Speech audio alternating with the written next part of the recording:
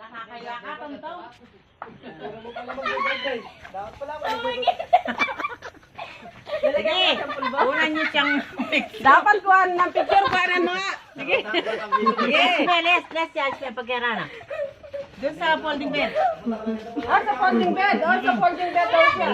Ay, baka malaglag siya sa folding bed. Oo. Yan. Thank you. Sige, huwag na siya huwag mo na muna siya maguna. Lapit siya. Ah, palpalbusan mo nga siya. Hindi daw siya nalalasing eh. Papakita mo sa kanya bukas yan. Palpalbusan mo nga. Hindi ka tatanggal eh. Ma, palpalbusan mo pa kaputiin mo yung face niya. Yan daw yung hindi nalalasing. Tapos? Bukas ka. Lalo mo naging kamukha si Dagol. Baka masamid dyan, anuin mo sa kamay mo. Yan, tapos pag ano mo. Ampas sa pes niya. Sige, pag ganin mo dalawang kamay mo niyan, Mac. Pakita mo kay kuya to at tatawa lang ng mahimbing nun. Tapos anuin mo yung kamay mo, ganun mo. Pulbusan mo yung mukha niya.